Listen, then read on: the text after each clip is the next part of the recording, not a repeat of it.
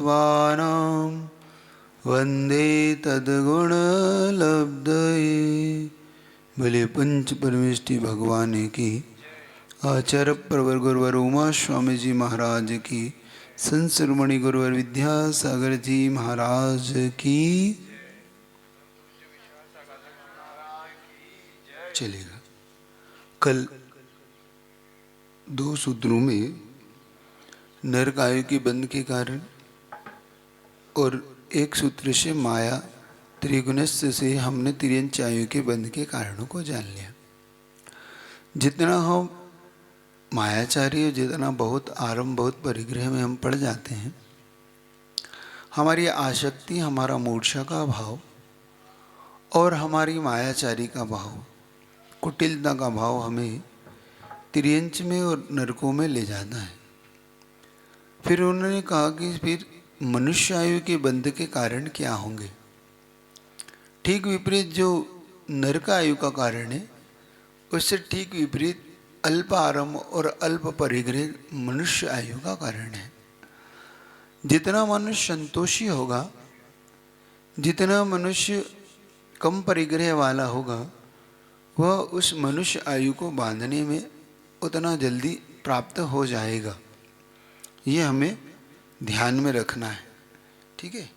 तो यहाँ पर अल्प आरंभ से आशय क्या है, तो वही अपने को कम हिंसा, कम हम जितना कम से कम हिंसा इत्यादि जो 5 पाप है, और आरंभ सारंभ की जो हमारे घर में क्रियाएं, उनको कितना हम बच के कर सकते हैं, उतना हम मितव्ययिता के साथ और विवेक के साथ चलेंगे, उतना हमें यह अच्छी आयु। और उसमें भी एक बात याद रखना, मनुष्यों में भी एक अच्छी आयु चाहते हो तो, क्योंकि बहुत से मनुष्य आपको दरिद्र मिलेंगे, मिल भी जाएगी मान लो मनुष्य आयु, तो भिखारी मिलेंगे, लंगड़े लूले मिलेंगे, अंधे मिलेंगे, बहरे मिलेंगे, तो कहीं उनके रूप रंग बहुत विचित्र विचित्र मिलेंगे।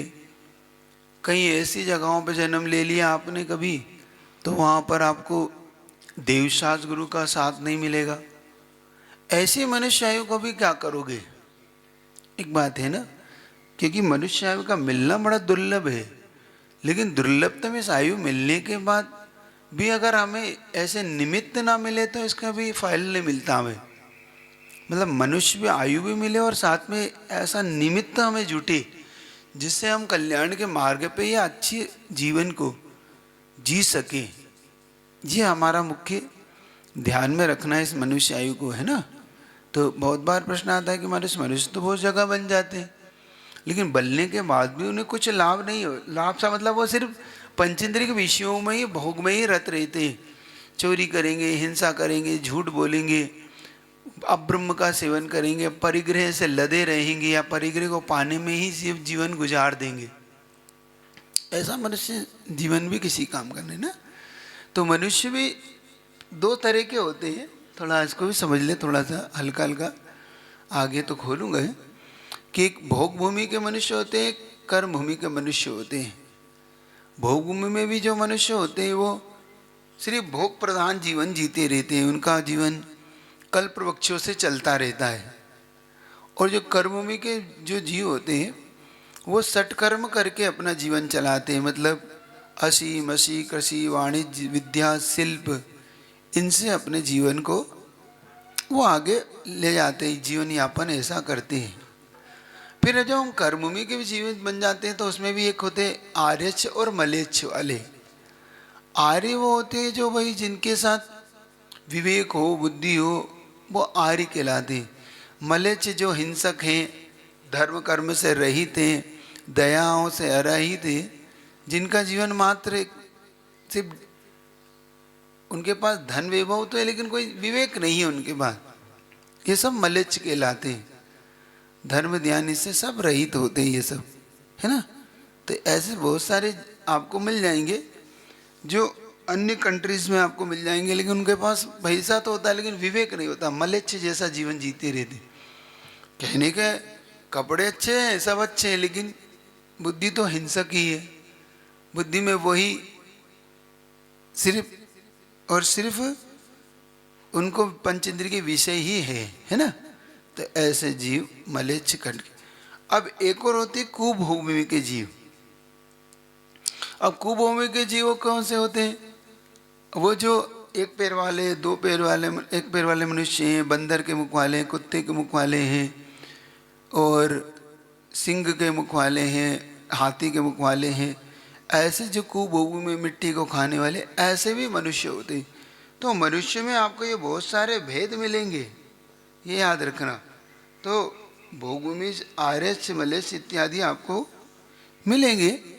इस प्रकार से मनुष्य में जो आपको भेद भिन्नता दिखाई देगी वो आप अलग अलग से, तो जाति से आर्य, क्षेत्र से आर्य, आर्यों के जब ये भेद इत्यादि आपको देखने को मिलते जाएंगे तो उस हिसाब से आपको समझ में आता जाएगा कि कैसे कैसे मनुष्य। तो ये कैसे बांधते हैं? तो ये बांधने के लिए जो मनुष्य मिथ्या दृष्टि होते हैं या सम्यक दृष्टि होते हुए भी सिर्फ मिथ्यात के साथ आहार दान इत्यादि करते रहते हैं और सिर्फ संयम ग्रहण नहीं करते, सिर्फ मिथ्यात के साथ जीते रहते, ऐसे मनुष्यों में भी वो इस पुण्य के प्रभाव से भूभूमि के मनुष्य हो जाते हैं। ये बात याद रखना। तो कुछ चीज ऐसे आपको आगे बता रहा हूँ और भी बता देता हूँ। तो अल्पारम और अल्प परिग्रह। अल्प परिग्रह का मतलब कम बेमोह में भी संतोष भाव है। देखो, एक होता है ही नहीं फिर भी वो नरकों में जा सकता है। ऐसा नहीं कि जो भिखारी वो नरक नहीं जा सकता। महाराज के पास कुछ नहीं है, उसके पास तो परिग्रह नहीं है, तो अल्पारम भी होगा कल परिग्रह, क्योंकि तो मांग के खाता है, कहीं भी सो जाता है। नहीं, अंदर से आसक्ति का जो भाव है, काश मेरे पास इतना धन हो, काश मेरे पास ये सब हो, ये मूर्छा का भाव से नरक ले जा सकता है। तो आपके अंदर देखना, आपके अंदर कौन सा भाव है। ये आप मान के मत चलिए कि आपके पास पैसा नहीं है, धन नहीं है, तो आपके पास परिग्रह नहीं, और जिनके पास है वो परिग्रहवान हो, ऐसा भी मत मान लेना। क्योंकि हो सकता है वो परिग्रह को सिर्फ संग्रह कर रहे हो, परिग्रह नहीं होता। संग्रह परिग्रह जानते हो क्या होता है? परिग्रह में जो ममत्व मूर्छा का जो उसकी आसक्ति का भाव है, और संग्रह में उसका लक्ष्य कुछ और है। संग्रह में वो लक्ष्य लेके चलता है कि भाई आपत्ति में इस धन को मैं इस मद में खर्च कर दूंगा, कमा तो ना हूं, तो कमाता है तो उसकी विभाजन कर लेता है वो, कि ये विभाजन मैं अपने लिए रखता हूँ, ये विभाजन दान के लिए रखता हूँ, ये विभाजन परिवार के लिए रखता हूँ, और ये अपने व्यापार इत्यादि के भविष्य के लिए रख लेता हूँ। तो इसमें जो एक पार्ट जो संग्रह कर रहा है दान इत्यादि के लिए, तो वो इसमें तुरंत, जैसे कहीं जिनालय बन रहा तो दे देगा, कहीं संत निवास बन रहा तो दे देगा, कहीं आपत्ति आई, सुनामी जैसी आई, कुछ आए तो उनमें दान कर देगा, कहीं बीमार पड़ा तो उनके लिए दे देगा। तो कुछ ऐसी राशि वो अलग, तो इसको बोलते संग्रह। और परिग्रह होता है कि भाई देना ही नहीं चाहता, वो तो सब मेरा है। एक कहावत आती है मारवाड़ी में, मारो माल तो मारो माल, थारो माल भी मारो ही मारो है।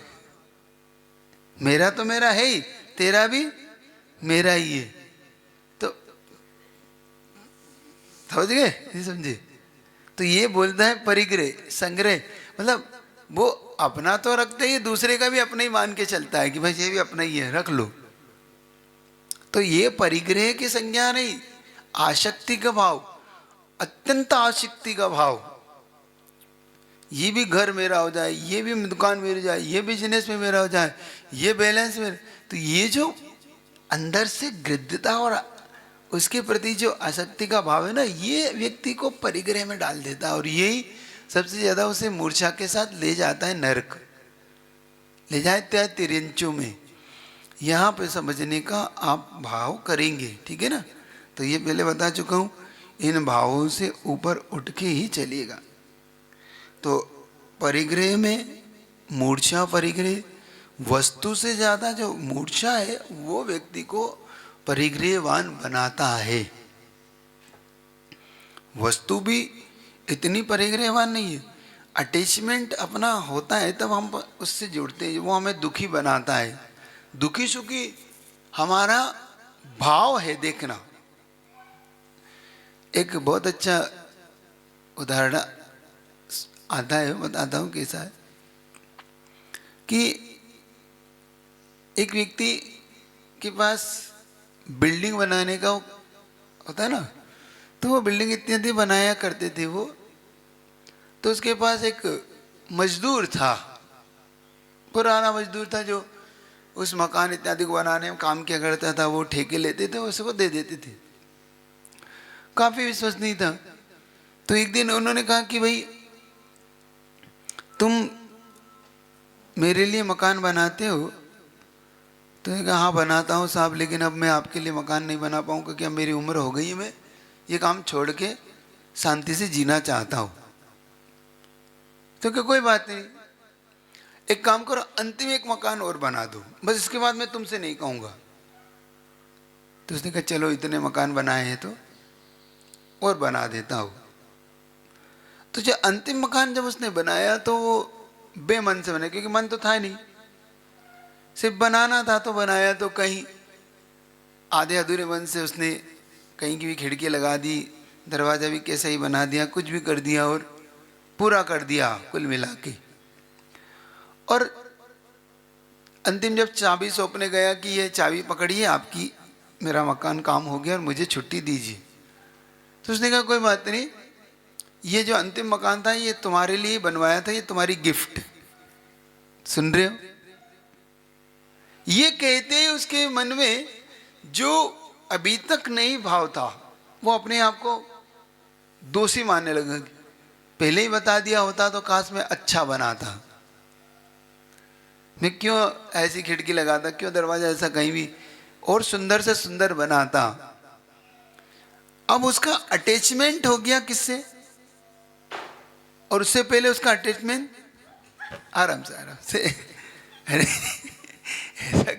ऐसा क्या हो गया इतने में ही चूहा ही तो था। तो अटैचमेंट किससे हो गया उसका, उस परिग्रह को जो अभी तक उसका नहीं था। देखो उसे कोई फर्क नहीं पड़ रहा था, कब तक, जब तक चाबी उस मालिक के पास थी और मालिक ने जब तक ये नहीं कहा था कि तुम्हारा है, तब तक उसे कोई उसके साथ कोई अटैचमेंट नहीं था। और वो निश्चिंत होकर उसने चाबी पकड़ा दी और उसने कह दिया मुझे छुट्टी दीजिए। लेकिन जैसे ही ये शब्द सुना कि ये तो मैंने तुम्हारे लिए कहा था, तुम्हारी गिफ्ट है, क्योंकि तुमने इतने दिन सालों काम किया, तो मैंने सोचा कि एक चीज तुम्हें देता हूं, तो मैंने इसलिए तुम्हारे लिए बनवाया था, अब ये तुम ही रख लो। इतना कहते ही बस उसके मन में अब उथल पुथल मच गया। क्यों? पहले वस्तु पहले भी थी, वस्तु बाद में भी थी, लेकिन अंतर क्या आया? अंतर ये आया कि पहले वो अपनी नहीं थी और अब वो अब अपनी हो गई। अपना अपनापन का जो ये नेचर है, ना पहले रजिस्ट्री थे ना अभी रजिस्ट्री है। सिर्फ इतना सा कान में सुनते ही उससे अटैच हो गया वो, और अटैच होते ही उसे सुख दुख उसे महसूस होने लगा। काश मुझे पहले कह दिया होता, मैं इतना अच्छा बना था, मैं ऐसा बना था, मैं बिल्कुल इतना सुंदर बना था कि अभी तक का सर्वश्रेष्ठ मकान, अभी तक का सबसे खराब मकान बनाया उसने अभी तक का। क्यों? सिर्फ अपना नहीं है, और अपना कहते अब तक का सबसे अच्छा मकान बनाता अगर मुझे पहले पता होता तो। इसको कहते हैं अटैच, इसके कहते हैं ममत्व, अहंकार और ममकार। तो मेरापन और मेरा जो ये ममकार है ना, ये दुखी करता आदमी को। सुन रहे हैं आप लोग? और इसी कारण से वो नरक तिरंच में चला जाता है, और कोई कारण नहीं है इसका नरक जाने का। तो जितने हम अनासक्त भाव से जी सकें वस्तु में भी, हम सिर्फ वस्तु के इस भाव से जी सके तो ये हमें पाप में नहीं डालेगा, लेकिन उसी भाव से जीना होगा। जरा से में आपके ब्लड प्रेशर ऊपर नीचे होता है तो फिर गड़बड़ है, तो फिर वस्तु के प्रति आपका ममत्व भाव भी छूटा नहीं है। और एक बात बताओ, हमारी उसके साथ गृद्धता रखने से क्या वस्तु हमारी हो जाती है?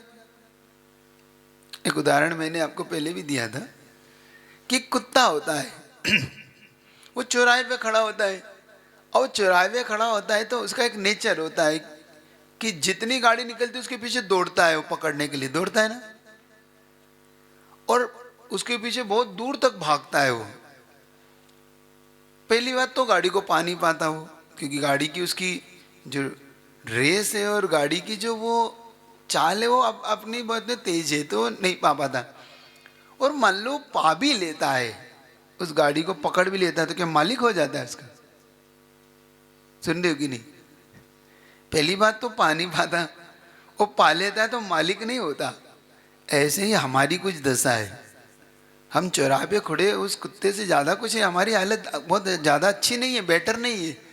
हम वस्तु के प्रति ऐसे दौड़ते हैं, तो पहली बात तो पा नहीं पाते, और पा भी लेते हैं तो ज़्यादा मालिक नहीं बन पाते, फिर हमसे कहीं वो विदा हो जाती है ना। जिसको मैं अपना कहता हूँ वही छोड़ मुझे वो चल देता, तन धन को साथी समझा था पर वो भी मुझे छोड़ देता, है ना, ऐसे ही कुछ है ना। मैं आकुल व्याकुल हो लेता, व्याकुल का फल व्याकुलता है, ऐसे कुछ आप पढ़ते रहते हैं। तो आप विचार तो करो, क्यों पढ़ रहे हो, क्यों अपने आपको तिरंजो नरकों में ले जा रहे हो, किसके लिए ले जा रहे हो, ये भी विचार करो। आखिर खाना तो 2 रोटी है, पहनना तो 2 जोड़ी ही है, रहना 2 गज मकान में 2 फीट में ही है, 4 फीट में ही तो सोना है, फिर किस लिए इतनी अनासक्ति गाँव, कितनी इतनी लंबी रेस क्यों? तो जो संतोष के साथ मिल रहा है उसमें असंतोष का भाव क्यों है? तो महाराज से तो ग्रोथ ही रुक जाएगी हमारी, है ना। प्रश्न आता है ना, आता है कि नहीं आता है? ये तो अपने आप को मतलब एक कर्तव्यहीन बना लेना जैसी चीजें हैं, और ये तो सिर्फ आलसी जैसे लोगों के थॉट्स हैं ये तो। ऐसे ही कौन ऐसा मन में आ रहा नहीं आ रहा प्रश्न तो करो ना महाराज जी ये तो बिल्कुल अपने आप को क्रियाहीन बनाना, आलसी बनाना, और ठीक है भाई मिल गया, तो वो तो भाव नहीं है महाराज के इसके पीछे। महाराज जी, नरक नरक नरक आयु के बंद के लिए मुख्यतः हिंसा को क्यों नहीं लिया गया है? मतलब आरंभ और परिग्रह दोनों को। तो आरंभ और परिग्रह है ही हिंसा के मुख्य कारण। कारण में कहो या कार्य को कहो, तो कारण ही तो कार्य में ढलेगा। जैसे कि जितना आप आरंभ करोगे उतनी हिंसा होगी। आरंभ का मतलब क्या है? बहुत ज्यादा बर्तन मांजने के लिए और इनके लिए बहुत ज्यादा कपड़ों की इकट्ठा करोगे। देखो कपड़े, बर्तन, मकान, दुकान, ये सब परिग्रह है, तो ये बहुत परिग्रह हो गया। अब इसको संभालने के लिए आप बहुत ज्यादा आरम सारम करोगे, भाई उन कपड़ों के करोगे तो धो के साफ करके प्रेस करके रखोगे। ज़्यादा मकान जितने ज़्यादा हो गए तो उसकी इतनी झाड़ू करना, उसमें उतना पोछा लगाना, फिनाइल डालना, रंग पेंट करना, चकाचक रखना, ये सब करना होगा। ज़्यादा उतना ज़्यादा आप बर्तन उतने ज़्यादा मांजो, उतने ज़्यादा उन्हें टिप टाप रखो, उनके प्रति आसक्ति का भाव कहीं गुम ना जाए। एक चम्मच में क्या दशा होती पूरा घर और पूरे 3-4 सारे आसपास के घर ढूंढ लेते वो चम्मच कहाँ गई किसकी। तो यही तो आराम और यही तो परिग्रह है। तो महाराज जी, अगर सामान ज्यादा भी है तो उसमें मतलब ममत्व नहीं होना चाहिए तो चलेगा? तो ममत्व होने बिना सामान ज्यादा कैसे होगा नहीं महाराज जी, यूज में आता है ना इसलिए। तब त्याग करो, जितने यूज में आता है उतना लीजिए, बाकी त्याग करिए, हटाइए उसे। देखो हमारे यहाँ पर कितनी व्यवस्था, आगे जाके आप समझने का पुरुषार्थ करना। तो पहले उसका उत्तर दे देता हूँ ताकि आपके मन का ये विचार निकल जाए कि आपको ना मैं क्रियाहीन बना रहा हूँ, ना मैं आपको आलसी बना रहा हूँ। मैं आपको ये बताने का पुरुषार्थ कर रहा हूँ कि हम बिना पुण्य के अगर दौड़ रहे हैं तो हमें कुछ भी प्राप्त नहीं होना, पहला। और जितना हमारे साथ संतोष भाव होगा उतना अच्छा पुण्य हमारा होगा, और जितना अच्छा पुण्य होगा वस्तु आपके प्राप्तव्य आपको सरल और सहजता से प्राप्त होगी। कई बार व्यक्ति ऐसे आपको लोग मिलेंगे जिनके जीवन में बहुत ज्यादा वो मेहनत नहीं करते, लेकिन उन्हें सब प्राप्त होता है। क्यों? क्योंकि उनके पुण्य का प्रताप इतना गजब का होता है कि थोड़ी सी मेहनत में बड़ा टॉस को हासिल कर लेते हैं वो। और कुछ लोग होते हैं जो बहुत ज़्यादा ऐसे होते, करते तो कुछ लेकिन बेचारों को प्राप्ति नहीं होता, मेहनत करते रहते हैं। तो एक मैंने एक प्रश्न पूछा था, धन कहाँ कैसे आता है? इसका उत्तर कौन देगा? धन कैसे आता है? काम करने से, दान करने से। तो धन होगा तो दान करेंगे, या भाई नहीं तो क्या दान करेंगे? पहली बार तो पहले धन आए तो दान करें, और दान करें तो धन आए। स्थिति ऐसी हो गई अपनी कि एक ताला आता था, मैंने कभी चर्चा की, वो चटकने वाला ताला कि ऐसे बंद करो लग जाता है। तो एक व्यक्ति उसकी चाबी अंदर ही भूल आया और उसने दरवाजे पे आके जाके ताला चटका दिया, अब वो लग गया।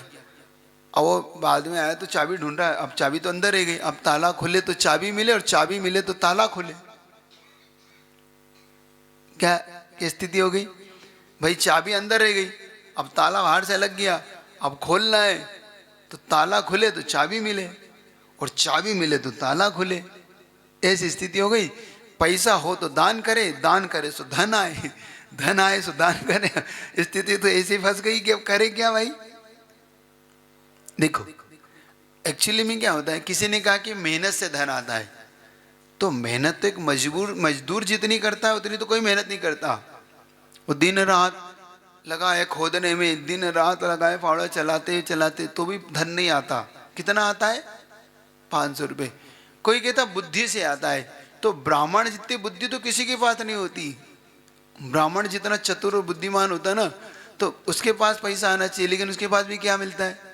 सूखा लेता है, घूमता है, तो कहीं सूखा दाल मिल गई, कहीं चावल मिल गई, कुछ खाने को मिल गया, तो उसके पास भी ज़्यादा धन नहीं आता।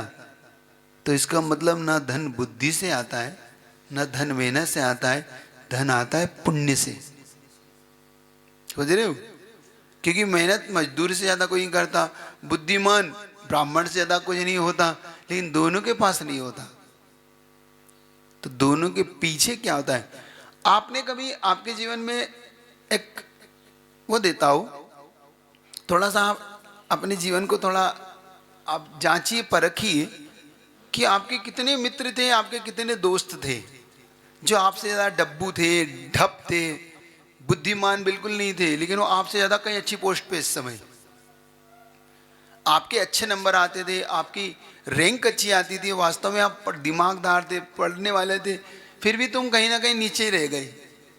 और एकदम ठप, जिसको आप हंसी उड़ाते थे कि ठप है, क्या पढ़ता है, क्या इंग्लिश है, क्या हिंदी है, इसकी खुद ही लिखता है, खुद ही नहीं बाज पाता, खुद ही बोलता, खुद ही सेंटेंस कुछ का कुछ बोलता है? ऐसे भी व्यक्ति आपसे एक अच्छी पोस्ट पे हैं और आप वही हैं। पीछे इसके लॉजिक समझते हो क्या होता है? इसके पीछे का लॉजिक होता है पुण्य पाप।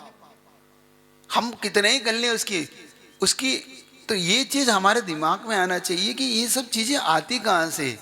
हम छल कपट करके बहुत अच्छे बन जाएं, ये किसी को कहीं नहीं मिलता। इन छल कपट करने वालों को कभी कुछ नहीं मिलता। थोड़ी देर के लिए उन्हें लगता है कि मैं बहुत सक्सेस हूँ, लेकिन पता पड़ा कि छल कपट करने वाला इससे ज्यादा नीचे डाउनफॉल में आया वो। तो ये चीज मत करना, ठीक है ना?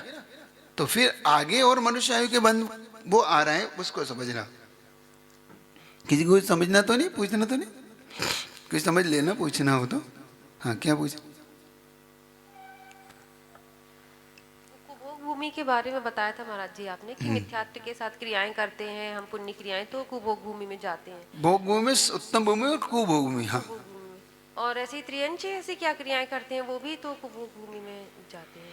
हाँ, ऐसे कुछ तिर्यंची भी होते हैं जो कुभोग भूमि में जाते हैं। जैसे कि क्या कर लिया उसने, पहले तिर्यंचों को बंद कर लिया, लेकिन तिर्यंच आयु को बंद करने के बाद मान लो आयु का बंद करने के बाद मान लो किसी की हेल्प करता है, लेकिन मायाचारी के साथ कर रहा है, कर तो रहा है, हेल्प भी कर रहा है, मदद भी कर रहा है, लेकिन कुछ मायाचारी के साथ कर रहा है। जैसे आप मेरे नाम पे इकट्ठे कर रहे हैं क्या कि भाई इन गरीबों को हम भोजन कराते हैं, तो आपने उन गरीबों को भोजन तो कराया, लेकिन उसमें से कुछ 10-5% अपने लिए निकाल लिया। कुछ होते हैं ना लोग ऐसे संस्थाएं खोल लेते हैं गरीबों के नाम पे, बुजुर्गों के नाम पे, और ऐसे खोल लेंगे और कुछ उसमें से 2-5% का हिस्सा अपना। ये मायाचारी के साथ जो किया वो पुण्य किया, तो पुण्य ने खूब सेवा भी की, गरीबों की सेवा की, उन्हें खिलाया भी, उन्हें सब कुछ रखा। लेकिन जो मायाचारी के साथ की तो वो कुभोग में जाके ऐसा भोग दुख भोग रहे हैं अब वो, तो ये कुभोग में बन रहे हैं। अथवा जो आरदान तो कर रहे हैं लेकिन दोष युक्त आरदान कर रहे हैं। कल किसी ने मुझसे पूछा था ना महाराज जी कि कुछ लोग हमारे यहाँ पर भोजन बनाते हैं तो महाराज जी उसमें अब पानी के में अच्छा पानी रखा है तो वो पानी वहीं पे सो रहे हैं और हम कह रहे हैं तो क्या फर्क पड़ रहा है, छींटे पड़ रहे हैं या पड़ रहे हैं ना। तो आपके कारण जो पानी अशुद्ध हो रहा है और वो आरदान दे रहे हैं, ये कुभूमि का बंध का कारण है आपका। अब मन वचन काय से बोल रहे, मन शुद्धि वचन शुद्धि काय शुद्धि, और दे रहे हैं अशुद्ध भोजन। जैसे कहा था नल के पानी से बर्तन धोना, नल के पानी से आप फल फूल धो के और महाराज जी के लिए हार बना, क्या फर्क पड़ता है, कुछ नहीं, वो तो सब हो जाता है, इतना तो चलता है। मैंने कल एक और कहा था कि आप बिना नहाए धोए महाराज जी के लिए जो आप पानी ले जा रहे हैं आरदान के लिए, ये अशुद्ध पानी है। आप स्नान करके शुद्ध वस्त्रों में ले जाइए, चाहे वो शुद्ध वस्त्र, फिर आपके सामान्य वस्त्र भी चलेंगे लेकिन वस्त्र धुले हुए तो हो, क्योंकि पानी शुद्ध होगा, द्रव्य शुद्ध होगा, ये बहुत। और एक बात बता रहा हूं, आप अगर ये तो आप मुझे ये तर्क देते हो कि महाराज जी हम सब्जी लाते हैं या हम कहीं घी लाते हैं, तेल लाते हैं, तो कोई थोड़ी हम शुद्ध के वस्त्र पहनते हैं। लेकिन एक बात ध्यान रखना, जितना सेंसिटिव जल होता है उतनी सेंसिटिव ये चीजें नहीं होती। तो इसका मतलब अशुद्ध ले जाए ये नहीं कह रहा हूं मैं। पानी सबसे ज्यादा संवेदनशील जल होता है, और जल क्यों होता है? क्योंकि वो उसके साथ जीवत्व जुड़ा हुआ है। घी तेल के साथ जीवत्व नहीं जुड़ा है, ये सब अचेतन है, जल अचेतन नहीं है, याद रखना। इसलिए उसकी संवेदनाएं होती है, उसके साथ अशुद्ध अशुद्ध का ध्यान क्यों रखते हैं इतना आप सब? क्यों किसी का पानी छुला हुआ नहीं पीते आप? क्यों किसी का टच किए पानी नहीं पीते थे आपके बुजुर्ग? क्यों इतना विवेक रखते थे कि भाई पानी कहाँ पीना, किसके हाथ का पीना, कौन से गिलास में पीना, किसका गिलास नहीं पीना, क्यों नहीं करते थे? ये पता है आपको? ये समझने का पुरुषार्थ करना। सुन रहे हो कि नहीं? चलो कोई बात नहीं, कुएं के साथ सिस्टम नहीं बैठता था, लेकिन कुएं में जो झीर होती थी इसलिए वो पानी शुद्ध होता था। मान लो कुएं से कोई पानी भर ले, कुएं से हम भी पानी भर लें, तो वो अशुद्ध इसलिए नहीं होता, उसमें झीर होती है, तो वो झीर उस पानी को अपने आप रिफाइन करती है। जैसे नदी का पानी बहता हुआ कभी अशुद्ध नहीं होता, ऐसे कुएं का पानी जो उसमें झीर होती है इस कारण वो अशुद्ध नहीं होता। तालाब का पानी, झीर का पानी, इसमें झीरें होती हैं तो इसलिए उस पानी को। लेकिन अगर आपके घड़े में आ चुका है वो पानी, तो अब वो पानी संवेदनशील है, अब इसलिए आप किसी का घड़ा किसी से नहीं छूते। समझे आपके बुजुर्ग? इसके पीछे का लॉजिक। अब ऐसा आरदान आपको कुभूमि में ले जा सकता है। मुनि महाराज को तो कोई दिक्कत नहीं, आपने कर दिया। इसलिए बड़ा संवेदनशील मामला है यह आरदान का। अशुद्ध आहार आपको नियम से कुभूमि ले जाएगा। अशुद्ध पूजन करते समय भी, आप भगवान का अभिषेक करते समय भी जो लोग अपनी सोले शुद्धि नहीं पालते ना, चलता है क्या फर्क पड़, ये सब कुभूमि ले जाने के हैं सब। ये कहीं छू गए, ओम ओम कर लिया, 4 बूंदे डाल ली गए, हम शुद्ध हो गए। वो किस अपेक्षा से था? अब देखो, एक होती है जल शुद्धि, एक होती है मन शुद्धि, और एक होता है आपका ये मंत्र शुद्धि। तो जल शुद्धि तो आपने स्नान से कर ली अपनी। अब जो आप अमृत स्नान जो करके मंत्र शुद्धि अपनी कर रही, वो क्या है? मान लो कोई आपने दुपट्टा ऐसे करा और पीछे आपको पता नहीं था, छिल गया। अब आपका इसमें दोष नहीं, लेकिन आप छुल गया और फिर कर रहे तो अलग गलत है। लेकिन आपका पीछे छुल गया, कहीं कपड़े पे पैर रख गया, आपको ध्यान नहीं था, अचानक कोई टच हो गया, आपको ध्यान नहीं था, तो ये मंत्र शुद्धि काम की आपके। ओम ह्रीम अमृतो अमृत भवे अमृत वर्षणी स्रावय श्रावय सम सम किलिम किलिम बुलम बुलम द्राम द्रम दिरवी दिरवी हम सत्स्वा, ऐसे करके जो आप शुद्धि करते हैं ये मंत्र शुद्धि है आपकी। ओम ह्रीम असृज असृज भव हस्त पतालम करोमि, ये आपकी हाथ शुद्धि है। अब ये शुद्धि और ये शुद्धि के पीछे आप इसको वो मत ले जाइए कि चलता है, अब अभी तो चलता है, बड़े बड़े विधानों में चल, विधान एक मजबूरी है।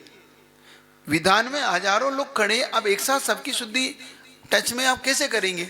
तो मंत्र शुद्धि वहां पे की है, लेकिन इसको हम विधान बना लें, विधान की शुद्धि को हम विधान बना लें कि ये तो चलता है, तो ये हम कुभूमि के लिए कारण बन जाएगा।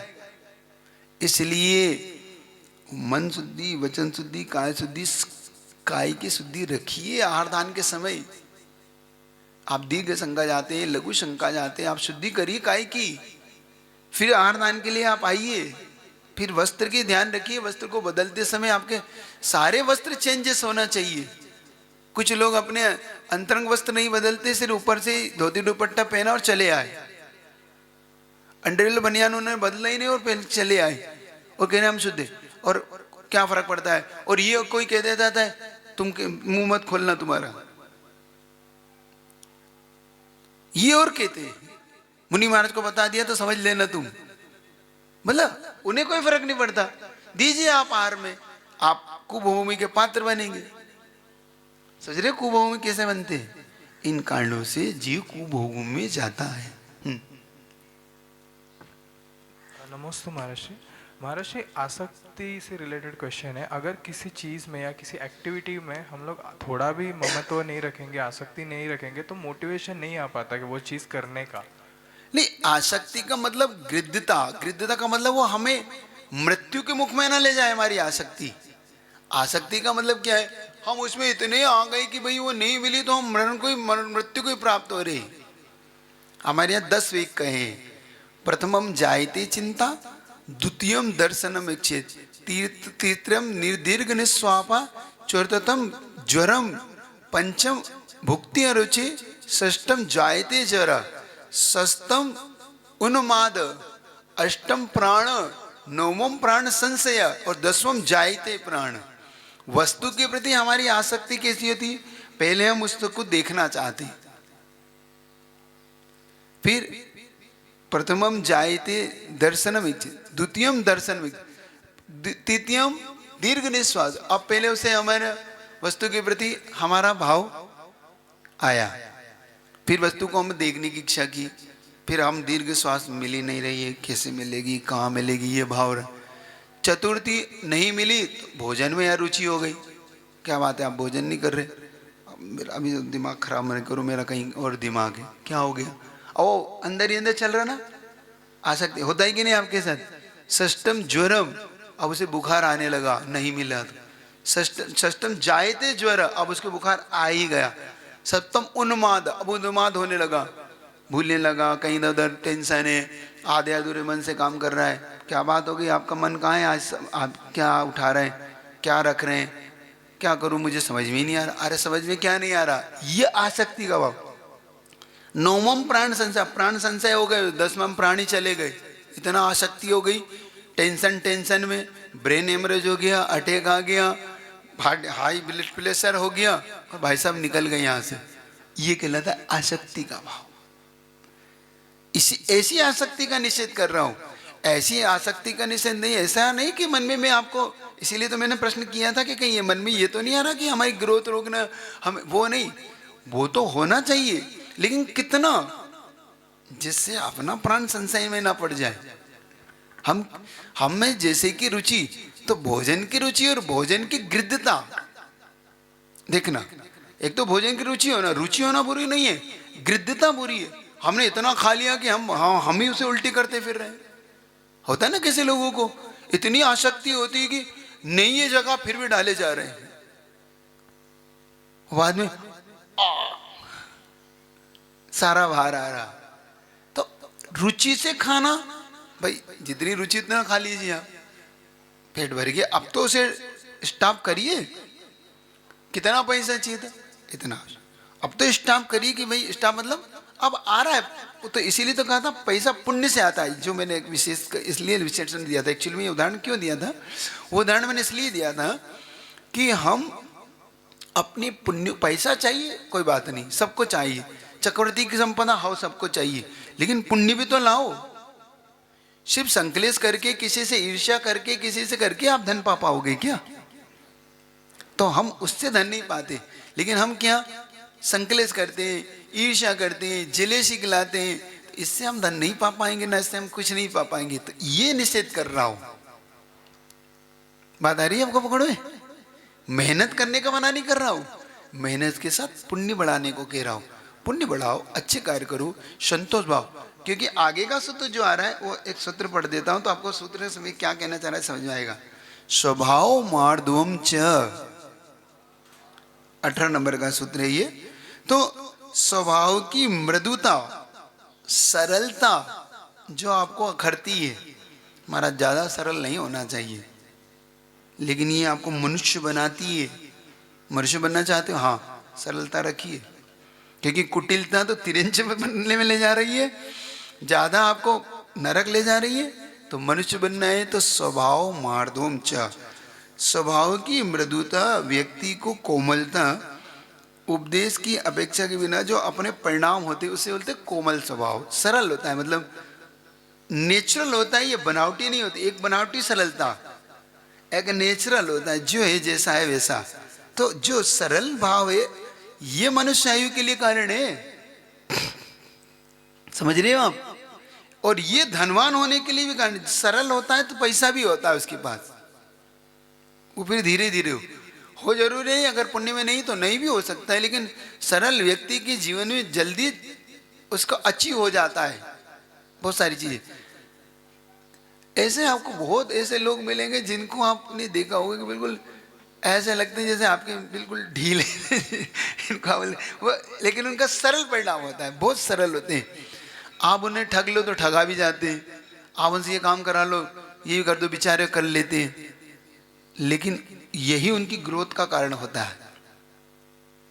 है ना। बहुत से लोग सरल व्यक्तियों का बड़ा मिसयूज करते हैं, बहुत सारा काम कराते रहेंगे उनसे, भाई ये भी कर दो, भाई ये भी कर दो, तुम तो मेरे बहुत अच्छे मित्र हो, दोस्त हो, बेचारा करता रहता है, पिसता सा रहता है। लेकिन याद रखना ग्रोथ भी उसी की बहुत तेजी से होती है।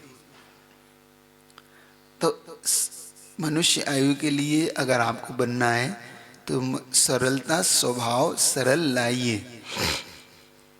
पूज्य क्षमा सागर जी ने एक उदाहरण दिया था सरलता का, वो आपके सामने रखता हूँ कि सरलता क्या चीज होती है। उन्होंने एक उदाहरण रखा कि एक व्यक्ति जंगल में जा रहा था, अचानक उसे पीछे उसके एक शेर लग गया, तो पेड़ पे चढ़ गया। भालू था, भालू ने देखा, वो भी पेड़ पे चढ़ गया। अब दोनों मनुष्य और भालू दोनों मिल गए, नीचे शेर बैठा हुआ, नींद आ रही है, बहुत देर हो गई, नींद आ रही थी। तो मनुष्य और भालू में दोनों ने कहा कि भाई नींद तो मुझे भी आ रही हो कि मुझे भी, तो एक काम करो, मैं जब तक सोता हूं तुम जगो, क्योंकि ऐसा ना हो शेर गड़बड़ कर जाए अपने को, तो दोनों जगते रहो। तो दोनों नहीं जगो, एक तुम जागर तुम जगो।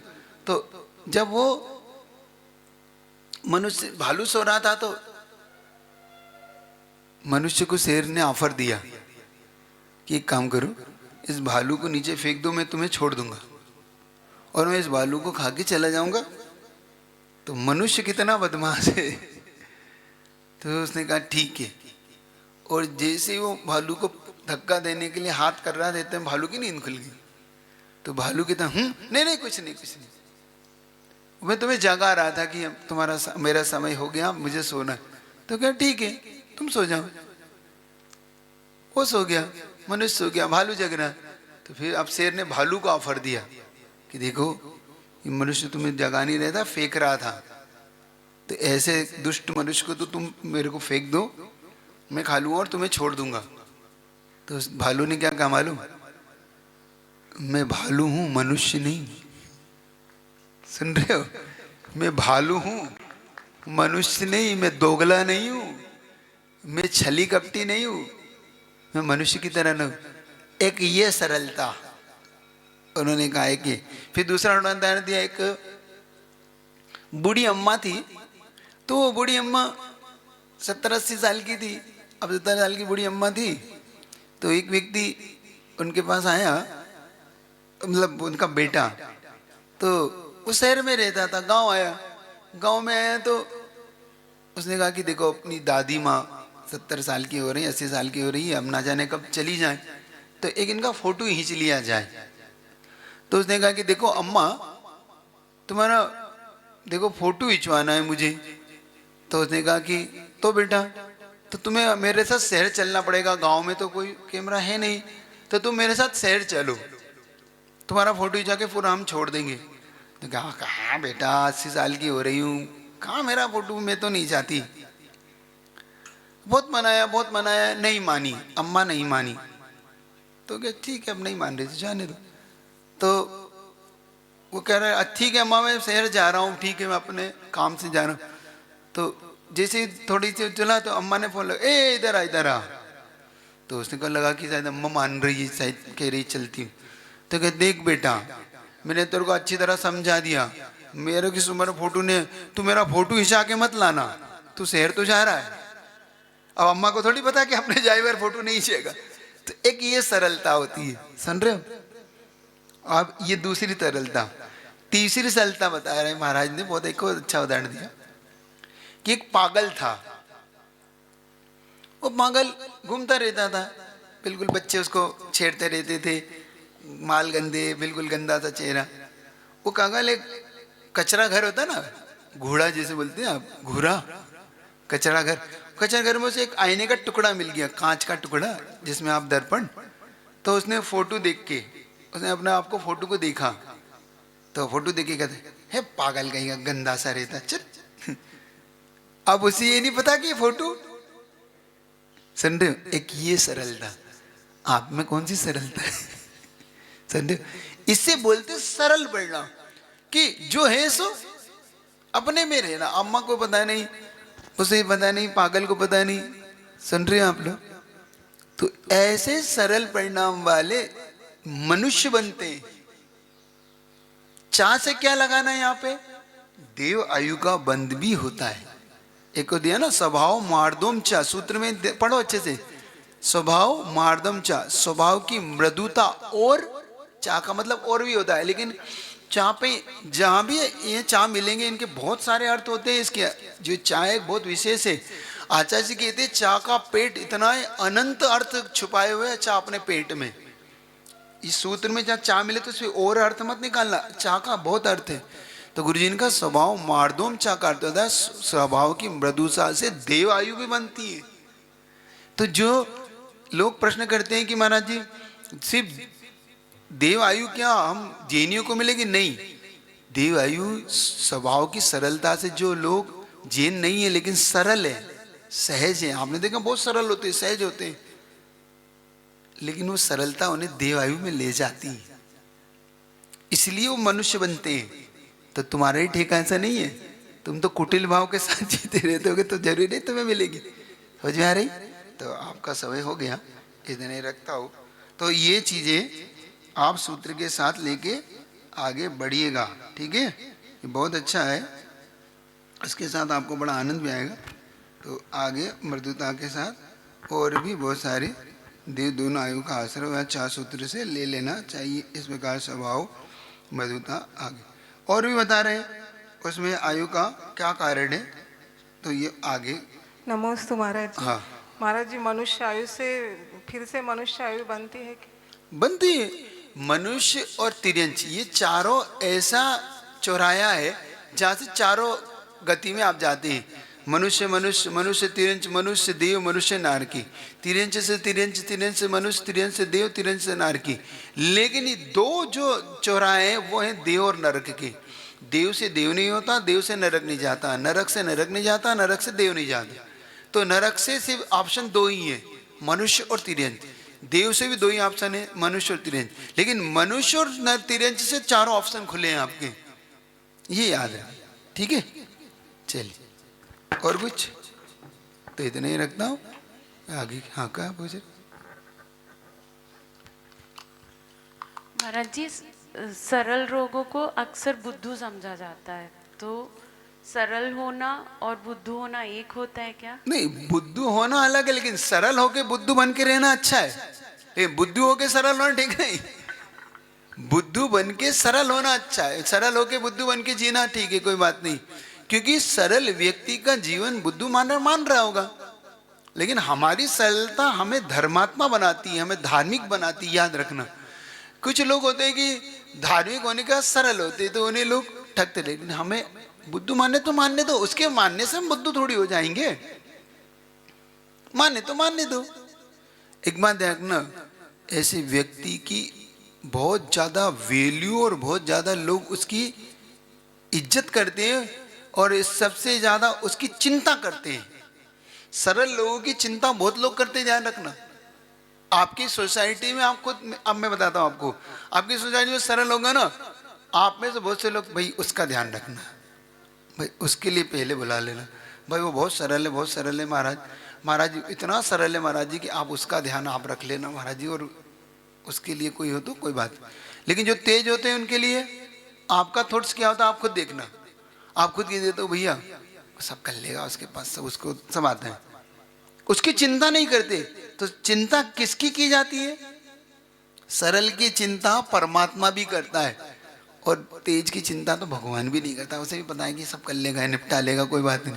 सुन रहे हो कि नहीं? होता है कि, आप बताओ होता है कि नहीं? आपकी सोसाइटी जो सरल सहज है, तो आप उसकी चिंता सारी सोसाइटी करती है, और हर व्यक्ति उसकी, भैया उसका ध्यान रखना, वो भूखे ही रह जाता है, बहुत सरल है भैया, उसकी क्या करे। और ज्यादा जो तेज होते हैं ना, उसको पानी भी नहीं मिलता, क्योंकि उसकी चिंता कोई नहीं करता कि हाँ सब पता तो है, हमें क्या मालूम था अब तुम्हारी तकलीफ है। सुन रहे हो कि नहीं? होता है कि नहीं मनीष? ऐसे होता है ना, तो समझ रहे। लेकिन बुद्धू बन के जीना गलत है, कि आप बनो बुद्धू काम करे अगला, ये काम नहीं, आप बनो पगला काम करे अगला, ये नहीं चलेगा। हाँ, समय मेरा सवाल करो तब पूछते हो। महाराज जी, मायाचारी के संबंध में आया है कि मन वचन काय के मतलब जो भी क्रिया है वो एक रूपता होनी चाहिए और मायाचारी नहीं होनी चाहिए अंदर से। तो महाराज जी इन तीनों में एकता कैसे लाएं कि मन से भी सही हो, वचन से भी सही हो और काय से भी सही किया जाए? तो मन में हो तो वचन उच्चारिए, वचन हो सो तन सो करिए। आप पढ़ते थे पूजा में, जाके घर अति संपदा, आप बोलते हैं ना वो, सरल सहज हो ताके घर बहु संपदा, चोरन के ना पूर्व से। ये आप शायद मार्दव धर्म के लिए तो पढ़ते हो ना, ये पढ़ते हो ना, आर्जव धर्म मार्जव धर्म के लिए। तो ये काय के लिए? इसीलिए तो है ये आर्जव धर्म आपके लिए क्या सिखा रहा है? मन में, वचन में, काय में, तीनों में तारतम्य लाइए, और तीनों को पाप से बचने के लिए लगाइए, पुण्य के लिए लगाइए, ये लगाइए। तो मन में कुछ चल रहा है, वचन में हम कुछ कह रहे हैं, काय से हम कुछ कर रहे हैं। मन में चल रहा है ठगने के लिए, वचन से कह रहे हैं नहीं ऐसा कुछ नहीं, सब बढ़िया है, और काय से निपटा रहे हैं आप। बगल में छुरी, मुंह में राम, बगल में छुरी, छोरा नहीं छुरी। छुरी, संडे की नहीं। तो मन में तो राम राम से रहे, बगुला भगत इसी को बोलते हैं कि बगुला ध्यान लगाया था और जैसे मौका मिला मछली को पकड़ के, देखा वो बगले ऐसा करता है। फिर तो ऐसा बनना ठीक नहीं। चलिए इधर रखूंगा, आपका समय। जिन वाणी की ज्ञान से सूझी लो, सो वाणी मस्तक धरो सदा। हे जिन